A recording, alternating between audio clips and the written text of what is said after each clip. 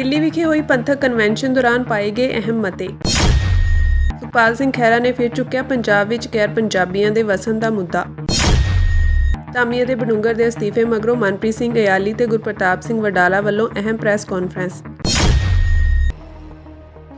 दिल्ली सिख गुरुद्वारा प्रबंधक कमेटी वालों आयोजित ऑल इंडिया पंथक कन्वेंशन ने तख्त श्री दमदमा साहिब के जथेदार ज्ञानी हरप्रीत सिंह दीआं सेवावां समाप्त करन बारे श्रोमणी गुरुद्वारा प्रबंधक कमेटी वालों लिया गया फैसला मुੱਢੋਂ ही रद्द कर दिता है ते ज्ञानी हरप्रीत सिंह नूं कहा कि वह सिख धर्म के विश्व भर विच प्रचार ते प्रसार लई काम करन, जिस लई दिल्ली सिख गुरुद्वारा प्रबंधक कमेटी समेत समूचियां सिख संस्थावां उन्हां दा साथ देणगीआं। गुरुद्वारा रकाबगंज साहिब ਕੰਪਲੈਕਸ ਵਿੱਚ ਭਾਈ ਲੱਖੀ ਸ਼ਾਹ ਵਣਜਾਰਾ ਹਾਲ ਵਿੱਚ ਹੋਈ ਆਲ ਇੰਡੀਆ ਪੰਥਕ ਕਨਵੈਨਸ਼ਨ ਵਿੱਚ ਅੱਜ ਅੱਧਾ ਦਰਜਨ ਦੇ ਕਰੀਬ ਮਤੇ ਸਰਬਸੰਮਤੀ ਨਾਲ ਪ੍ਰਵਾਨ ਕੀਤੇ ਗਏ।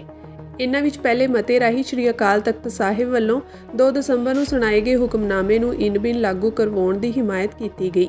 ਦੂਜੇ ਮਤੇ ਰਾਹੀਂ ਗਿਆਨੀ ਹਰਪ੍ਰੀਤ ਸਿੰਘ ਦੀਆਂ ਸੇਵਾਵਾਂ ਖਤਮ ਕਰਨ ਦੇ ਫੈਸਲੇ ਨੂੰ ਮੁੱਢੋਂ ਰੱਦ ਕੀਤਾ ਗਿਆ ਤੇ ਉਹਨਾਂ ਨੂੰ ਵਿਸ਼ਵ ਭਰ ਵਿੱਚ ਸਿੱਖੀ ਦੇ ਪ੍ਰਚਾਰ ਤੇ ਪ੍ਰਸਾਰ ਕਰਨ ਵਾਸਤੇ ਮੁਹਿੰਮ ਜਾਰੀ ਰੱਖਣ ਦੀ ਅਪੀਲ ਕੀਤੀ ਗਈ। ਤੀਜੇ ਮਤੇ ਰਾਹੀਂ 1984 ਦੇ ਸਿੱਖ ਕਤਲੇਆਮ ਦੇ ਦੋਸ਼ੀਆਂ ਦਾ ਸਰਨਾ ਭਰਾਵਾਂ ਵੱਲੋਂ ਮਾਣ ਸਨਮਾਨ ਕਰਨ ਦੀ ਨਿਖੇਧੀ ਕੀਤੀ ਗਈ ਤੇ ਪ੍ਰਣ ਲਿਆ ਗਿਆ ਕਿ ਇਸ ਕਤਲੇਆਮ ਦੇ ਸਾਰੇ ਦੋਸ਼ੀਆਂ ਨੂੰ ਸਜ਼ਾਵਾਂ ਦਿਵਾਉਣ ਤੱਕ ਦਿੱਲੀ ਗੁਰਦੁਆਰਾ ਕਮੇਟੀ ਦੀ ਮੌਜੂਦਾ ਟੀਮ ਆਪਣਾ ਸੰਘਰਸ਼ ਜਾਰੀ ਰੱਖੇਗੀ। ਚੌਥੇ ਮਤੇ ਰਾਹੀਂ ਇਕੱਠ ਨੇ ਵਿਸ਼ਵ ਪੱਧਰ ਤੇ ਸਿੱਖਾਂ ਦੀ ਤਾਲਮੇਲ ਕਮੇਟੀ ਬਣਾਉਣ ਦੀ ਤਜਵੀਜ਼ ਰੱਖੀ ਤਾਂ ਜੋ ਦੇਸ਼ ਵਿਦੇਸ਼ ਦੀਆਂ ਪ੍ਰਮੁੱਖ ਪ੍ਰਬੰਧਕ ਕਮੇਟੀਆਂ ਦੀ ਸ਼ਮੂਲੀਅਤ ਕਰਵਾ ਕੇ ਸਿੱਖ ਕੌਮ ਨੂੰ ਦਰਪੇਸ਼ ਚੁਣੌਤੀਆਂ ਦੇ ਹੱਲ ਵਾਸਤੇ ਸਾਂਝੇ ਉਦਮ ਕੀਤੇ ਜਾਣ।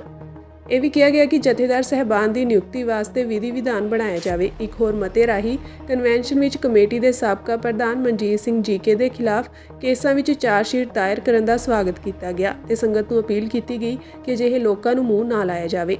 ਜਨਰਲ ਸਕੱਤਰ ਜਗਦੀਪ ਸਿੰਘ ਕਾਲੋ ਵੱਲੋਂ ਜੈਕਾਰਿਆਂ ਨਾਲ ਪਾਸ ਕੀਤੇ ਮਤੇ ਰਾਹੀਂ ਸੰਗਤ ਨੇ ਅਦਾਲਤ ਨੂੰ ਅਪੀਲ ਕੀਤੀ ਕਿ 1984 ਦੇ ਸਿੱਖ ਕਤਲੇਆਮ ਦੇ ਕੇਸ ਵਿੱਚ ਕਾਂਗਰਸੀ ਆਗੂ ਸੱਜਣ ਕੁਮਾਰ ਨੂੰ ਫਾਂਸੀ ਦੀ ਸਜ਼ਾ ਦਿੱਤੀ ਜਾਵੇ। ਸੰਗਤ ਨੂੰ ਸੰਬੋਧਨ ਕਰਦਿਆਂ ਗਿਆਨੀ ਹਰਪ੍ਰੀਤ ਸਿੰਘ ਨੇ ਕਿਹਾ ਕਿ ਮੌਜੂਦਾ ਦੌਰ ਵਿੱਚ ਸਿਰਫ 10 ਜਣੇ ਹੀ ਅਕਾਲੀ ਦਲ ਨੂੰ ਡੋਬਣ ਤੇ ਲੱਗੇ ਹਨ, ਜਿਸ ਵਿੱਚੋਂ 2 ਦਿੱਲੀ ਦੇ ਹਨ ਤੇ 8 ਪੰਜਾਬ ਦੇ ਹਨ।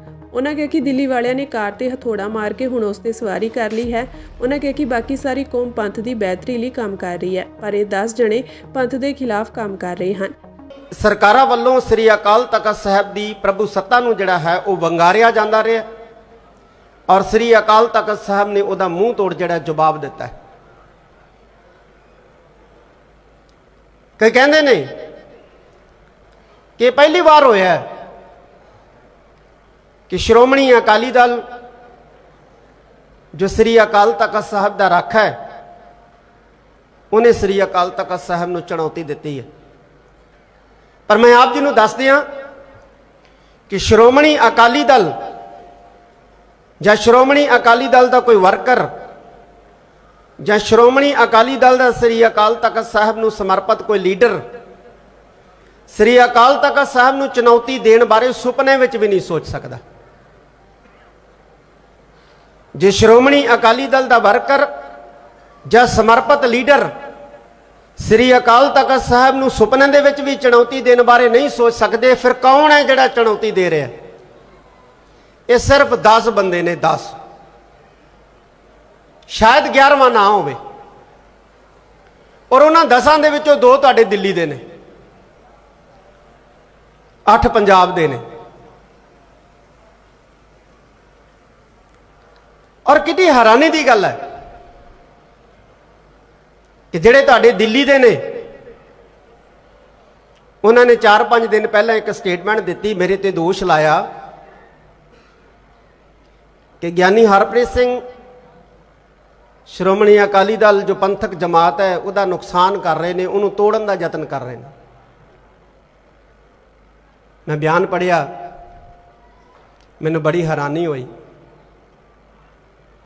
कि श्रोमणी अकाली दल एक जहाज़ की तरह समुद्र दे विच चलदा पिया सी और जेड़े 2 बंदियां ने 22-23 साल अपने हाथ दे विच हथौड़ा लैके ते सुंबा लैके, सुंबा कहंदे ने उस टूल नूं जिहड़ा लोहे दे पत्तरे दे विच सुराख करन दा काम करदा और इन्हां बंदियां ने 22-23 साल हाथ दे विच हथौड़ी फड़ के सुंबे दे नाल उस चलदे होए जहाज़ दे विच छेक कीते, मोरियां कीतियां, सुराख कीते और जदों जहाज़ डुबन लग्या तो फिर उहदे विच सवार हो गए ਕਹਿੰਦੇ ਹੁਣ ਕੋਈ ਛੇਕ ਕਰਕੇ ਦਿਖਾਵੇ, ਇਸ ਜਹਾਜ਼ ਦੇ ਵਿੱਚ ਹੁਣ ਕੋਈ ਗਲੀ ਕਰਕੇ ਦਿਖਾਵੇ, ਹੁਣ ਕੋਈ ਛੇਕ ਕਰਕੇ ਦਿਖਾਵੇ। ਇੱਕ ਹੋਰ ਸੌਖੇ ਢੰਗ ਨਾਲ ਸਮਝਾ ਦਿੰਦਾ। ਇੱਕ ਕਾਰ ਬੜੀ ਰਵਾਨਗੀ ਨਾਲ ਸੋਹਣੀ ਚੱਲਦੀ ਸੀ, ਥੌੜੀ ਨਾਲ ਉਸ ਕਾਰ ਨੂੰ ਨਕਾਰਾ ਕੀਤਾ। 22 ਸਾਲ ਥੌੜੇ ਮਾਰ ਮਾਰ ਕੇ ਉਸ ਕਾਰ ਨੂੰ ਬਿੰਗੀ ਕਰਦੇ ਰਹੇ, ਚਿੱਬੀ ਕਰਦੇ ਰਹੇ, ਤੇ ਜਦੋਂ ਕਾਰ ਖਟਾਰਾ ਹੋ ਗਈ ਉਹਦੇ ਉੱਤੇ ਬਹਿ ਗਏ। ਕਹਿੰਦੇ ਹੁਣ ਕੋਈ ਡੰਟ ਪਾ ਕੇ ਦਿਖਾਵੇ, ਅਸੀਂ ਕਾਰਾਂ ਦੇ ਰਾਖੇ ਹਾਂ, ਕੋਈ ਡੰਟ ਪਾ ਕੇ ਦਿਖਾਵੇ। ਕਹਿੰਦੇ ਅੱਜ ਜਿਹੜੀ ਹਾਲਤ ਹੋਈ ਹੈ ਨਾ ਸ਼੍ਰੋਮਣੀ ਅਕਾਲੀ ਦਲ ਦੀ, ਉਹਦੇ ਵਿੱਚ ਤੁਹਾਡਾ ਵੀ ਬਹੁਤ ਵੱਡਾ ਯੋਗਦਾਨ ਹੈ ਡਬੋਨ ਦੇ ਵਿੱਚ। ਆਹੀ ਬੰਗਲਾ ਸਾਹਿਬ ਦੀਆਂ ਸਟੇਜਾਂ ਤੋਂ ਸ਼੍ਰੋਮਣੀ ਅਕਾਲੀ ਦਲ ਤੇ ਸ਼੍ਰੋਮਣੀ ਅਕਾਲੀ ਦਲ ਦੇ ਉਹਨਾਂ ਨੇਤਾਵਾਂ ਬਾਰੇ ਕੀ ਕੀ ਬੋਲਿਆ ਗਿਆ। ਆ ਚੜ੍ਹਦੀ ਕਲਾ ਦੇ ਬੈਠੇ ਨੇ ਦਰਦੀ ਸਾਹਿਬ, ਇਹਨਾਂ ਕੋਲੇ ਵੀਡੀਓ ਨੇ ਸਾਰੀਆਂ, ਉਦੋਂ ਲਾਈਵ ਚੱਲਦਾ ਹੁੰਦਾ ਸੀ, ਤੇ ਹੁਣ ਤੁਸੀਂ ਉਹਨਾਂ ਨਾਲ ਸਾਂਝ ਪਾਈ ਬੈਠੇ ਹੋ, ਹੁਣ ਉਹ ਚੰਗੇ ਹੋ ਗਏ ਨੇ। ਨਾਮ ਸਰਨਾ ਬ੍ਰਦਰ, ਵੈਸੇ ਮੈਂ ਸਤਿਕਾਰ ਕਰਦਾ, ਪਰ ਦੇਖੋ ਕਿੱਡੀ ਕਮਾਲ ਦੀ ਗੱਲ ਹੈ। ਇਹ 10 ਬੰਦੇ ਨੇ ਜਿਨ੍ਹਾਂ ਨੇ ਸ਼੍ਰੋਮਣੀ ਅਕਾਲੀ ਦਲ ਦਾ ਬੇੜਾ ਜਿਹੜਾ ਹੈ ਉਹ ਡੋਬਣ ਦੇ ਵਿੱਚ ਕੋਈ ਕਸਰ ਨਹੀਂ ਛੱਡੀ ਹੈ। ਜਿਹੜੇ 6-6 7-7 ਫੁੱਟ ਦੇ ਸੱਪ ਖਾ ਗਏ, ਉਹ ਮੇਰੇ ਬਾਰੇ ਕਹਿੰਦੇ ਗਿਆਨੀ ਹਰਪ੍ਰੀਤ ਸਿੰਘ ਗਡੋਏ ਖਾਂਦਾ, ਜਿਹੜੇ 2-2 ਇੰਚ ਦੇ ਹੁੰਦੇ ਆ, ਜਿਨ੍ਹਾਂ ਨੇ 6-6 7-7 ਫੁੱਟ ਦੇ ਸੱਪ ਨਿਗਲ ਲਏ, ਉਹ ਦੋਸ਼ ਲਾਉਂਦੇ ਆ 2-2 ਇੰਚ ਦੇ ਗਡੋਏ ਖਾ ਗਏ ਨੇ ਗਿਆਨੀ ਹਰਪ੍ਰੀਤ ਸਿੰਘ। ਤਾਂ ਕਰਕੇ ਜੀ ਅਸੀਂ ਇਹਨਾਂ ਦੇ ਖਿਲਾਫ ਹਾਂ। ਕੁਛ ਤਾਂ ਸੋਚੋ, ਸਿੱਖਾਂ ਦੀ ਰਾਜਸੀ ਹੋਂਦ ਦੀ ਪ੍ਰਤੀਨਿਧਤਾ ਕਰਦੀ ਹੈ ਜਮਾਤ ਸਾਡੀ। ਜਿਹੜਾ ਤੁਹਾਡੀ ਈਨ ਮੰਨ ਲੈਂਦਾ ਹੈ, ਉਹ ਕੁਝ ਕਰੀ ਜਾਵੇ, ਉਹ ਸਤਿਕਾਰਯੋਗ ਹੈ। ਜਿਹੜਾ ਤੁਹਾਡੀ ਈਨ ਨਹੀਂ ਮੰਨਦਾ ਜਾਂ ਤੁਹਾਡੇ ਗਲਤ ਫੈਸਲਿਆਂ ਦੇ ਖਿਲਾਫ ਖੜ ਜਾਂਦਾ ਹੈ, ਉਹ ਕਾਂਗਰਸ ਦਾ ਹੋ ਜਾਂਦਾ, ਉਹ ਬੀਜੇਪੀ ਦਾ ਹੋ ਜਾਂਦਾ, ਉਹ ਕਾਂਗਰਸ ਦਾ ਹੋ ਜਾਂਦਾ, ਉਹ ਬੀਜੇਪੀ ਦਾ ਹੋ ਜਾਂਦਾ। ਮਾਸਟਰ ਤਾਰਾ ਸਿੰਘ ਸ਼੍ਰੋਮਣੀ ਅਕਾਲੀ ਦਲ ਦੇ ਇੱਕ ਵਾਹਦ ਪ੍ਰਧਾਨ ਸਨ। ਉਹ ਪੰਜਾਬ ਤੋਂ ਬਾਹਰ ਦੇ ਸਿੱਖਾਂ ਨੂੰ ਹਮੇਸ਼ਾ ਇਹ ਗੱਲ ਕਿਹਾ ਕਰਦੇ ਸੀ, ਔਰ ਜਥੇਦਾਰ ਗੁਰਚਰਨ ਸਿੰਘ ਜੀ ਟੌੜਾ ਵੀ ਪੰਜਾਬ ਤੋਂ ਬਾਹਰ ਦੇ ਸਿੱਖਾਂ ਨੂੰ ਇੱਕ ਗੱਲ ਹਮੇਸ਼ਾ ਕਿਹਾ ਕਰਦੇ ਸੀ। ਉਹ ਕਹਿੰਦੇ ਤੁਸੀਂ ਮਿਨੋਰਟੀ ਦੇ ਵਿੱਚੋਂ, ਤੁਸੀਂ ਆਪਣੀ ਰਾਜਨੀਤਿਕ ਸਾਂਝ ਜਿਹਦੇ ਨਾਲ ਮਰਜ਼ੀ ਰੱਖੋ, ਲੇਕਿਨ ਧਾਰਮਿਕ ਸਾਂਝ ਤੁਹਾਡੀ ਸ਼੍ਰੋਮਣੀ ਗੁਰਦੁਆਰਾ ਪ੍ਰਬੰਧਕ ਕਮੇਟੀ, ਸ਼੍ਰੋਮਣੀ ਅਕਾਲੀ ਦਲ ਤੇ ਸ੍ਰੀ ਅਕਾਲ ਤਖਤ ਸਾਹਿਬ ਨਾਲ ਰਹਿਣੀ ਚਾਹੀਦੀ ਹੈ। ਕਿੱਡਾ ਸੋਹਣਾ ਖਿਆਲ ਸੀ ਕਿ ਰਾਜਨੀਤਿਕ ਸਾਂਝ ਤੁਸੀਂ ਜਿਹਦੇ ਨਾਲ ਮਰਜ਼ੀ ਰੱਖੋ, ਕਿਉਂਕਿ ਤੁਸੀਂ ਪੰਜਾਬ ਤੋਂ ਬਾਹਰ ਬਿਜ਼ਨਸ ਕਰਦੇ ਹੋ, ਤੁਹਾਡੇ ਬਿਜ਼ਨਸ ਨੇ, ਤੁਹਾਡੇ ਕਾਰੋਬਾਰ ਨੇ, ਲੇਕਿਨ ਧਾਰਮਿਕ ਤੌਰ ਤੇ ਸਾਂਝ ਜਿਹੜੀ ਹੈ ਤੁਸੀਂ ਆਪਣੀਆਂ ਪੰਥਕ ਸੰਸਥਾਵਾਂ ਦੇ ਨਾਲ ਰੱਖੋ। ਇਹ ਨਿਹਾਇਤ ਜ਼ਰੂਰੀ ਹੈ। ਇਹ ਕਿਹਾ ਕਰਦੇ ਸੀ, ਉਹ ਸਿਆਣਪ ਭਰੇ ਬੋਲ ਬੋਲਿਆ ਕਰਦੇ ਸੀ। ਔਰ ਜਿਵੇਂ ਸਰਦਾਰ ਤਰਲੋਚਨ ਸਿੰਘ ਜੀ ਨੇ ਦੱਸਿਆ, ਇਹ ਗੱਲ ਬਿਲਕੁਲ ਸੱਚ ਹੈ ਕਿ ਪੰਜਾਬ ਤੋਂ ਬਾਹਰ ਦੇ ਸਿੱਖਾਂ ਦੀ ਸਾਰ ਜਿਹੜੀ ਹੈ ਉਹ ਪਿਛਲੇ 22-23 ਸਾਲਾਂ ਦੌਰਾਨ ਜਿਹੜਾ ਹੈ ਉਹ ਨਹੀਂ ਲਈ ਗਈ, ਬਿਲਕੁਲ ਵੀ ਨਹੀਂ ਲਈ ਗਈ। ਪੰਜਾਬ ਤੋਂ ਬਾਹਰਲੇ ਸਿੱਖਾਂ ਦੇ ਰਾਜਨੀਤਿਕ ਹਾਲਾਤ ਕਿੱਦਾਂ ਦੇ ਨੇ, ਕਿਸ ਤਰ੍ਹਾਂ ਉਹਨਾਂ ਦੀ ਰਾਜਨੀਤਿਕ ਜਿਹੜੀ ਹੈ ਉਹ ਮਜ਼ਬੂਤੀ ਹੈ ਨਹੀਂ ਹੈ, ਆਰਥਿਕ ਤੌਰ ਤੇ ਸਿੱਖਾਂ ਦੇ ਪੰਜਾਬ ਤੋਂ ਬਾਹਰ ਹਾਲਾਤ ਕੀ ਨੇ, ਸਮਾਜਿਕ ਤੌਰ ਤੇ ਸਿੱਖਾਂ ਦੇ ਹਾਲਾਤ ਕੀ ਨੇ, ਔਰ ਧਾਰਮਿਕ ਤੌਰ ਤੇ ਸਿੱਖ ਕਿਹੋ ਜਿਹੇ ਨੇ, ਕਦੇ ਸਾਰ ਨਹੀਂ ਲਈ ਹੈ। ਇਸ ਕਨਵੈਨਸ਼ਨ ਵਿੱਚ ਬਲਜੀਤ ਸਿੰਘ ਦਾਦੂਵਾਲ ਨੇ ਕਿਹਾ ਕਿ ਅੱਜ ਦੀ ਕਨਵੈਨਸ਼ਨ ਦੀ ਮੇਜ਼ਬਾਨੀ ਕਰਨ ਵਾਸਤੇ ਦਿੱਲੀ ਗੁਰਦੁਆਰਾ ਕਮੇਟੀ ਵਧਾਈ ਦੀ ਪਾਤਰ ਹੈ। ਉਹਨਾਂ ਕਿਹਾ ਕਿ ਸ਼੍ਰੋਮਣੀ ਕਮੇਟੀ ਤੇ ਸ਼੍ਰੋਮਣੀ ਅਕਾਲੀ ਦਲ ਤੇ ਤਖਤ ਸਾਹਿਬਾਨ ਦੇ ਜੋ ਹਾਲ ਹਨ ਉਸ ਲਈ ਬਾਦਲ ਪਰਿਵਾਰ ਜ਼ਿੰਮੇਵਾਰ ਹੈ। ਉਹਨਾਂ ਕਿਹਾ ਕਿ ਉਹ ਗਿਆਨੀ ਰਘਬੀਰ ਸਿੰਘ ਜਥੇਦਾਰ ਸ਼੍ਰੀ ਅਕਾਲ ਤਖਤ ਸਾਹਿਬ ਨੂੰ ਅਪੀਲ ਕਰਦੇ ਹਨ ਕਿ ਇਸ ਮਾਮਲੇ ਦਾ ਹੱਲ ਉਹਨਾਂ ਚਿਰ ਨਹੀਂ ਹੋਣਾ ਜਿੰਨਾ ਚਿਰ ਉਹ ਅਕਾਲੀ ਫੂਲਾ ਸਿੰਘ ਦਾ ਰੋਲ ਨਹੀਂ ਨਿਭਾਉਂਦੇ ਤੇ ਸੁਖਬੀਰ ਬਾਦਲ ਨੂੰ ਪੰਥ ਵਿੱਚੋਂ ਖਾਰਜ ਨਹੀਂ ਕਰਦੇ। ਗੁਰੂ ਪਿਆਰਿਓ, ਜਿਹੜੇ ਹਾਲਾਤ ਅੱਜ ਸਾਡੀਆਂ ਪੰਥਕ ਸੰਸਥਾਵਾਂ ਦੇ ਸ਼੍ਰੋਮਣੀ ਗੁਰਦੁਆਰਾ ਪ੍ਰਬੰਧਕ ਕਮੇਟੀ ਜਾਂ ਸ਼੍ਰੋਮਣੀ ਅਕਾਲੀ ਦਲ ਜਾਂ ਸਾਡੇ ਤਖਤ ਸਾਹਿਬਾਨਾਂ ਦੇ ਜੋ ਕੀਤੇ ਗਏ, ਇਹਦੇ ਵਾਸਤੇ ਜੋ ਜ਼ਿੰਮੇਵਾਰ ਹੈ ਬਾਦਲ ਪਰਿਵਾਰ, ਉਹਦੇ ਬਾਰੇ ਤੁਸੀਂ ਸਾਰਿਆਂ ਨੇ ਬੜੇ ਵਿਸਥਾਰ ਨਾਲ ਇੱਥੇ ਬੋਲਣ ਵਾਲੇ ਬੁਲਾਰਿਆਂ ਪਾਸੋਂ ਤੇ ਸਤਿਕਾਰਯੋਗ ਸਿੰਘ ਸਾਹਿਬਾਨਾਂ ਪਾਸੋਂ ਸਰਵਣ ਕੀਤਾ। ਮੈਂ ਬੇਨਤੀ ਕਰੂੰਗਾ ਜਿਹੜੇ ਅੱਜ ਡਿਊਟੀ ਨਿਭਾ ਰਹੇ ਸਿੰਘ ਸਾਹਿਬਾਨ ਜਥੇਦਾਰ ਗਿਆਨੀ ਰਘਵੀਰ ਸਿੰਘ ਜੀ, ਮੈਂ ਮੀਡੀਆ ਦੇ ਦੁਆਰਾ ਵੀ ਵੱਖ-ਵੱਖ ਚੈਨਲਾਂ ਦੇ ਉੱਪਰ ਇਹ ਅਪੀਲ ਉਹਨਾਂ ਨੂੰ ਕਰ ਚੁੱਕੇ ਹਾਂ ਤੇ ਅੱਜ ਦੀ ਇਸ ਪੰਥਕ ਕਨਵੈਨਸ਼ਨ ਦੇ ਵਿੱਚੋਂ ਵੀ ਅਪੀਲ ਕਰਨੀ ਚਾਹੁੰਦਾ ਕਿ ਇਸ ਮਸਲੇ ਦਾ ਹੱਲ ਉਹਨਾਂ ਚਿਰ ਸ਼ਾਇਦ ਨਹੀਂ ਹੋਣਾ ਜਿੰਨਾ ਚਿਰ ਜਥੇਦਾਰ ਰਘਵੀਰ ਸਿੰਘ ਜੀ, ਜਥੇਦਾਰ ਅਕਾਲੀ ਫੂਲਾ ਸਿੰਘ ਵਾਲਾ ਰੋਲ ਅਦਾ ਨਹੀਂ ਕਰਦੇ। ਸਾਰੇ ਸਿੰਘ ਸਾਹਿਬਾਨਾਂ ਨੂੰ ਸ੍ਰੀ ਅਕਾਲ ਤਖਤ ਸਾਹਿਬ ਤੇ ਇਕੱਤਰ ਕਰਕੇ ਪੰਥਕ ਮਰਿਆਦਾ ਨੂੰ ਮੁੱਖ ਰੱਖਦੇ ਹੋਏ ਸਰਦਾਰ ਸੁਖਬੀਰ ਸਿੰਘ ਬਾਦਲ ਨੂੰ ਪੰਥ ਚੋਂ ਖਾਰਜ ਨਹੀਂ ਕੀਤਾ ਜਾਂਦਾ। ਮੈਂ ਸਮਝਦਾ ਜਿਹੜੀ ਕੋਈ ਮਾੜੀ ਮੋਟੀ ਕਮੀ ਰਹਿੰਦੀ ਹੈ ਪੰਥ ਦੇ ਨਿਘਾਰ ਦੀ, ਉਹ ਵੀ ਉਹਨੇ ਪੂਰੀ ਕਰ ਦੇਣੀ ਹੈ। ਜੇਕਰ ਅਸੀਂ ਪੰਥਕ ਸੰਸਥਾਵਾਂ ਨੂੰ ਸਰਵਾਈਵ ਕਰਨਾ ਚਾਹੁੰਦੇ ਆ ਤਾਂ ਜਥੇਦਾਰ ਰਘਵੀਰ ਸਿੰਘ ਹੋਣਾ ਨੂੰ ਇਹ ਫੈਸਲਾ ਜ਼ਰੂਰ ਕਰਨਾ ਚਾਹੀਦਾ। ਇਹੀ ਮੈਂ ਅਪੀਲ ਕਰਦਾ ਜਥੇਦਾਰ ਗਿਆਨੀ ਰਘਵੀਰ ਸਿੰਘ ਜੀ ਜਿਹੜੇ ਡਿਊਟੀ ਨਿਭਾ ਰਹੇ ਆ। ਨਹੀਂ ਤੇ ਮੈਂ ਸਮਝਦਾ ਕਿ ਜਿਹੜੀ ਪਰੰਪਰਾ ਚੱਲੀ ਸੀ 1999 ਤੋਂ, ਜਿਸ ਤਰ੍ਹਾਂ ਸਿੰਘ ਸਾਹਿਬ ਰਣਜੀਤ ਸਿੰਘ ਜੀ ਨੂੰ ਉਹਨਾਂ ਦੇ ਅਹੁਦੇ ਤੋਂ ਫਾਰਗ ਕੀਤਾ ਗਿਆ ਸੀ ਬਾਦਲ ਪਰਿਵਾਰ ਵੱਲੋਂ, ਉਦੋਂ ਪ੍ਰਕਾਸ਼ ਸਿੰਘ ਬਾਦਲ ਤੇ ਅੱਜ ਸੁਖਬੀਰ ਸਿੰਘ ਬਾਦਲ, ਉਹ ਪਰੰਪਰਾ ਨਿਰੰਤਰ ਜਾਰੀ ਹੈ।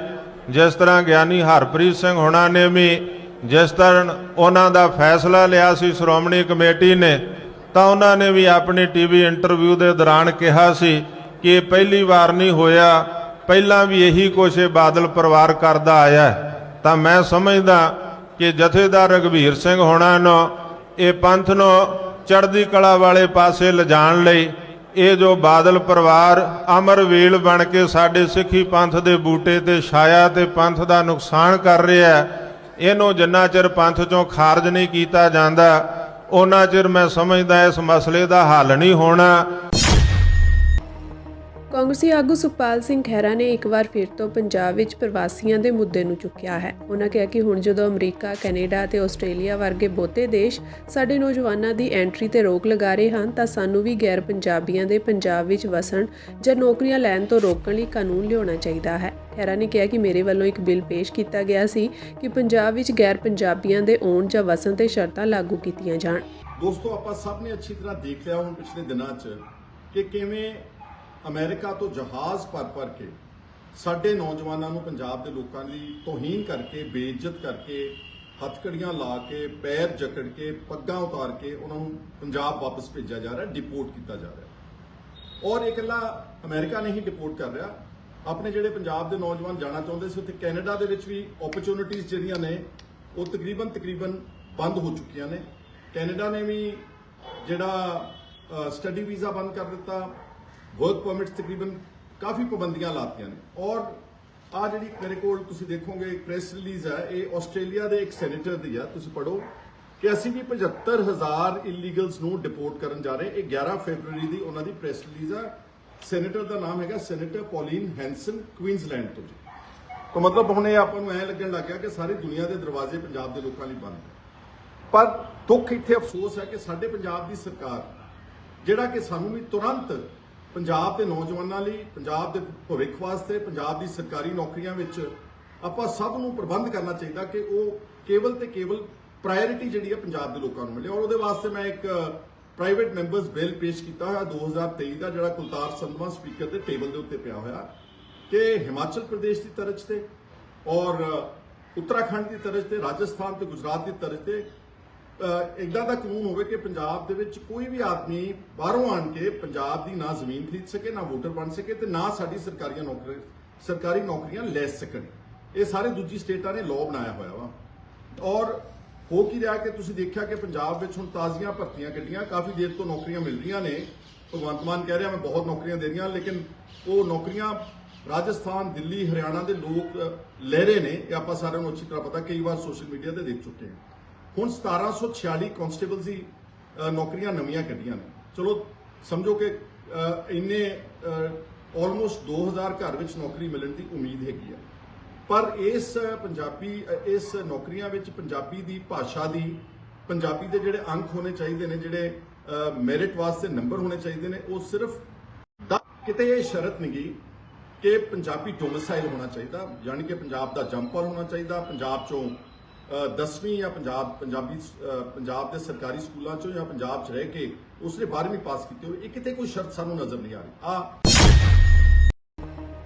ਪੰਥਕ ਸ਼ਕਤੀ ਨੂੰ ਇਕਜੁੱਟ ਕਰਨ ਅਤੇ ਸ਼੍ਰੋਮਣੀ ਅਕਾਲੀ ਦਲ ਨੂੰ ਮੁੜ ਮਜ਼ਬੂਤ ਧਿਰ ਵਜੋਂ ਉਭਾਰਨ ਦੇ ਮਨੋਰਥ ਨਾਲ 2 ਦਸੰਬਰ ਨੂੰ ਸ੍ਰੀ ਅਕਾਲ ਤਖਤ ਸਾਹਿਬ ਵੱਲੋਂ ਅਕਾਲੀ ਦਲ ਦੀ ਭਰਤੀ ਸੰਬੰਧੀ ਬਣਾਈ ਗਈ ਕਮੇਟੀ ਦੀ ਤੀਜੀ ਮੀਟਿੰਗ ਪਟਿਆਲਾ ਨੇੜੇ ਸਥਿਤ ਟੋੜਾ ਇੰਸਟੀਚਿਊਟ ਬਹਾਦਰਗੜ੍ਹ ਵਿਖੇ ਹੋਈ। ਹਾਲਾਂਕਿ ਅਸਤੀਫਾ ਦਿੱਤੇ ਹੋਣ ਕਰਕੇ ਇਸ ਦੌਰਾਨ ਕਮੇਟੀ ਦੇ ਮੁਖੀ ਵਜੋਂ ਹਰਜਿੰਦਰ ਸਿੰਘ ਧਾਮੀ ਅਤੇ ਮੈਂਬਰ ਵਜੋਂ ਪ੍ਰੋਫੈਸਰ ਕਿਰਪਾਲ ਸਿੰਘ ਬਡੂੰਗਰ ਮੀਟਿੰਗ 'ਚੋਂ ਗੈਰ ਹਾਜ਼ਰ ਰਹੇ। ਉਨ੍ਹਾਂ ਦੀ ਗੈਰ ਹਾਜ਼ਰੀ ਵਿੱਚ ਕਮੇਟੀ ਦੇ 5 ਮੈਂਬਰਾਂ ਗੁਰਪ੍ਰਤਾਪ ਸਿੰਘ ਵਡਾਲਾ, ਮਨਪ੍ਰੀਤ ਸਿੰਘ ਇਆਲੀ, ਇਕਬਾਲ ਸਿੰਘ ਝੁੰਦਾ, ਸੰਤਾ ਸਿੰਘ ਉਮੈਦਪੁਰੀ ਤੇ ਬੀਬੀ ਸਤਵੰਤ ਕੌਰ ਨੇ ਮੀਟਿੰਗ ਕੀਤੀ। ਕੋਕ ਦੌਰਾਨ ਇਹ ਭਰਤੀ ਕਮੇਟੀ ਇਸ ਸਿੱਟੇ ਤੇ ਪਹੁੰਚੀ ਕਿ ਜਿਸ ਮਨੋਰਥ ਨਾਲ ਸ੍ਰੀ ਅਕਾਲ ਤਖਤ ਸਾਹਿਬ ਵੱਲੋਂ ਇਹ ਭਰਤੀ ਕਮੇਟੀ ਬਣਾਈ ਗਈ ਸੀ, ਉਸ ਮੁਤਾਬਕ ਸ਼੍ਰੋਮਣੀ ਅਕਾਲੀ ਦਲ ਭਰਤੀ ਕਰਨ ਲਈ ਰਾਜ਼ੀ ਨਹੀਂ ਹੈ ਤੇ ਇਸ ਸੰਬੰਧੀ ਇਹ ਕਮੇਟੀ ਆਪਣੀ ਰਿਪੋਰਟ ਸ੍ਰੀ ਅਕਾਲ ਤਖਤ ਸਾਹਿਬ ਵਿਖੇ ਸੌਂਪ ਦੇਵੇਗੀ। ਮੀਟਿੰਗ ਮਗਰੋਂ ਗੁਰਪ੍ਰਤਾਪ ਸਿੰਘ ਵਡਾਲਾ ਨੇ ਕਿਹਾ ਕਿ ਭਰਤੀ ਸੰਬੰਧੀ ਇਸ ਕਮੇਟੀ ਅਤੇ ਅਕਾਲੀ ਦਲ ਦੀ ਵਿਚਾਰਧਾਰਾ ਤੇ ਤਰੀਕੇ ਵਿੱਚ ਅੰਤਰ ਹੈ ਤੇ ਹੁਣ ਤੱਕ ਦੀਆਂ ਮੀਟਿੰਗਾਂ ਤੇ ਸਰਗਰਮੀਆਂ ਤੋਂ ਸਪਸ਼ਟ ਹੋ ਗਿਆ ਹੈ ਕਿ ਅਕਾਲੀ ਦਲ ਇਸ ਕਮੇਟੀ ਦੇ ਕਹਿਣ ਮੁਤਾਬਕ ਭਰਤੀ ਨਹੀਂ ਕਰਨਾ ਚਾਹੁੰਦਾ। ਇਸ ਸੰਬੰਧੀ ਕਮੇਟੀ ਵੱਲੋਂ ਰਿਪੋਰਟ ਤਿਆਰ ਕਰਕੇ ਸਿੰਘ ਸਾਹਿਬ ਨੂੰ ਸੌਂਪੀ ਜਾਵੇਗੀ। 5 ਮੈਂਬਰਾਂ ਨੇ ਕਿਹਾ ਕਿ ਇਸ ਮਗਰੋਂ ਅਕਾਲ ਤਖਤ ਸਾਹਿਬ ਵੱਲੋਂ ਜੋ ਵੀ ਹੁਕਮ ਹੋਣਗੇ ਉਹਨਾਂ ਦੀ ਪਾਲਣਾ ਕੀਤੀ ਜਾਵੇਗੀ। ਇਸ ਮੌਕੇ ਵਡਾਲਾ ਨੇ ਹਰਜਿੰਦਰ ਸਿੰਘ ਧਾਮੀ ਦੇ ਅਸਤੀਫੇ ਨੂੰ ਮੰਦਭਾਗਾ ਦੱਸਦਿਆਂ ਕਿਹਾ ਕਿ ਹਾਲੇ ਸ਼੍ਰੀ ਧਾਮੀ ਦਾ ਅਸਤੀਫਾ ਪ੍ਰਵਾਨ ਨਹੀਂ ਹੋਇਆ, ਜਿਸ ਕਰਕੇ ਉਹਨਾਂ ਨੂੰ ਅੱਜ ਦੀ ਮੀਟਿੰਗ ਵਿੱਚ ਆਉਣਾ ਚਾਹੀਦਾ ਸੀ।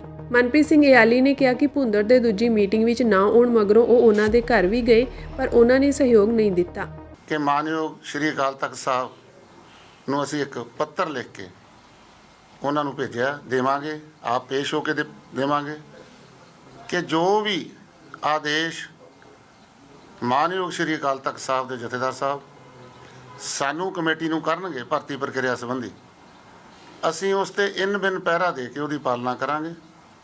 ਉਸ ਭਰਤੀ ਸੰਬੰਧੀ ਹੋਣ, ਕਿਸੇ ਹੋਰ ਰੂਪ 'ਚ ਹੋਣ, ਕਮੇਟੀ ਅਕਾਲ ਤਖਤ ਸਾਹਿਬ ਨੂੰ ਪੂਰਨ ਰੂਪ ਵਿੱਚ ਸਮਰਪਿਤ ਹੈ ਔਰ ਜਿਸ ਤਰ੍ਹਾਂ ਦਾ ਵੀ ਹੁਕਮ ਸਾਨੂੰ ਉੱਥੋਂ ਹੋਊਗਾ ਉਹਦੀ ਅਸੀਂ ਪਾਲਣਾ ਕਰਾਂਗੇ। ਔਰ ਜੇ ਇਹਦੇ ਵਿੱਚ ਕੋਈ ਜੋ ਵੇਰਵੇ ਨੇ, ਜੋ ਘਾਟ-ਵਾਧ ਰਹੀ ਹੈ ਕਿਸੇ ਪੱਖ ਤੋਂ, ਜੋ ਨਹੀਂ ਸਾਨੂੰ ਸਹਿਯੋਗ ਮਿਲਿਆ, ਉਹ ਵੀ ਅਸੀਂ ਮਾਨਯੋਗ ਸ਼੍ਰੀ ਅਕਾਲ ਤਖਤ ਸਾਹਿਬ ਨੂੰ ਦੱਸ ਦਿਆਂਗੇ। ਸੋ ਇਹ ਤੁਹਾਡੀ ਪ੍ਰੈਸ ਦੀ ਜਾਣਕਾਰੀ ਲਈ ਹੈ। ਅਸੀਂ ਆਪਣੇ ਫਰਜ਼ਾਂ ਦੀ ਪੂਰਤੀ ਹੈ ਜਿਹੜੀ ਅਕਾਲ ਤਖਤ ਸਾਹਿਬ ਦੇ ਸੰਦਰਭ ਵਿੱਚ ਆਦੇਸ਼ਾਂ ਮੁਤਾਬਕ ਪੂਰਨ ਰੂਪ ਵਿੱਚ ਉਹਦਾ ਫਰਜ਼ ਹੈ ਜਿਹੜਾ ਉਹ ਨਿਭਾਇਆ। ਇਹ ਤੁਹਾਡੀ ਪ੍ਰੈਸ ਦੀ ਜਾਣਕਾਰੀ ਹੈ, ਤੁਸੀਂ ਦੱਸਣਾ ਚਾਹੁੰਦੇ ਹਾਂ। ਪਹਿਲੀ ਭਰਤੀ ਪ੍ਰਕਿਰਿਆ ਦਾ ਕੀ ਹੋਇਆ ਜੀ? ਦੇਖੋ, ਅਸੀਂ ਚਾਹੇ ਪਹਿਲੀ ਹੈ ਚਾਹੇ ਅਗਲੀ ਹੈ, ਅਸੀਂ ਆਪਦਾ ਪੱਖ ਹੈ ਜਿਹੜਾ ਉਹ ਆਪਦਾ ਸਿੰਘ ਸਾਹਿਬ ਨੂੰ ਦੱਸ ਦੇਣਾ ਕਿ ਉਹ ਸਾਤੋਂ ਭਰਤੀ ਪ੍ਰਕਿਰਿਆ ਸ਼ੁਰੂ ਕਰਵਾਉਣ ਨਹੀਂ ਚਾਹੁੰਦੇ। ਸੋ ਜੋ ਤੁਸੀਂ ਸਾਨੂੰ ਅਗਲਾ ਆਦੇਸ਼ ਕਮੇਟੀ ਤੁਸੀਂ ਬਣਾਈ ਹੈ, ਜੋ ਤੁਸੀਂ ਸਾਨੂੰ ਉਸ ਸੰਬੰਧੀ ਆਦੇਸ਼ ਦਿਓਗੇ, ਅਸੀਂ ਉਹਦੀ ਪੂਰਨ ਰੂਪ ਵਿੱਚ ਕਮੇਟੀ ਤੁਹਾਡੇ ਆਦੇਸ਼ਾਂ ਦੀ ਪਾਲਣਾ ਕਰੀਏ। ਆਪਣੇ ਸਰਦਾਰ ਬਲਵਿੰਦਰ ਸਿੰਘ ਭੁੰਦਰ ਜੀ ਨੂੰ ਮਿਲ ਕੇ ਆਏ ਸੀਗੇ, ਉਹ ਵੀ ਮਸ਼ਵਰਾ ਸੀ ਆਪਣੇ ਮਾਨਯੋਗ ਜੈਦਰ ਧਾਮੀ ਸਾਹਿਬ ਦਾ ਕਿ ਆਪਾਂ ਉਹਨਾਂ ਨਾਲ ਗੱਲ ਕਰਕੇ ਤੇ ਜਿਹੜੀ 7 ਮੈਂਬਰੀ ਕਮੇਟੀ ਦੀ ਮਾਨਤਾ ਆਪਣੇ ਅਕਾਲੀ ਦਲ ਨੂੰ ਦੇਣੀ ਚਾਹੀਦੀ ਹੈ ਤੇ 7 ਮੈਂਬਰੀ ਕਮੇਟੀ ਆਪਣਾ ਭਰਤੀ ਦੀ ਪ੍ਰਕਿਰਿਆ ਆਰੰਭ ਕਰੇ ਜੋ ਆਦੇਸ਼ ਅਕਾਲ ਤਖਤ ਸਾਹਿਬ ਵੱਲੋਂ ਦਿੱਤੇ ਗਏ ਸਨ। ਇਸ ਲਈ ਭੁੰਦਰ ਸਾਹਿਬ ਕੋਲ ਗਏ ਸੀ ਅਸੀਂ, ਚਲੋ ਉਹਨਾਂ ਨੂੰ ਬੇਨਤੀ ਕੀਤੀ ਸੀ ਧਾਮੀ ਸਾਹਿਬ ਨੇ, ਤੁਸੀਂ 7 ਮੈਂਬਰੀ ਕਮੇਟੀ 'ਚ ਆ ਕੇ ਆਪਣੇ ਸ਼ਾਮਲ ਹੋ, ਆਪਦਾ ਹਾਜ਼ਰ ਹੋ ਤੇ ਤੁਸੀਂ ਵੀ ਆਪਣੇ ਜਿਹੜੇ ਹੈਗੀ ਆ ਇਹਦੇ ਵਿੱਚ ਜਿਹੜੀ ਹੈਗੀ ਵਿਚਾਰ ਸਾਨੂੰ ਦੱਸੋ ਵੀ ਤੁਸੀਂ 7 ਮੈਂਬਰੀ ਕਮੇਟੀ ਨੂੰ ਕਿਉਂ ਨਹੀਂ ਮਾਨਤਾ ਦਿੱਤੀ ਅੱਗੇ ਪਹਿਲਾਂ ਤਾਂ, ਹੁਣ ਗਾਂਹ ਤੋਂ ਮਾਨਤਾ ਅਗਰ ਤੁਸੀਂ ਦਿੰਦੇ ਤਾਂ ਅਸੀਂ ਆਪਣਾ ਜਿਹੜਾ ਭਰਤੀ ਦੀ ਪ੍ਰਕਿਰਿਆ ਆਰੰਭ ਕਰ ਸਕਾਂਗੇ।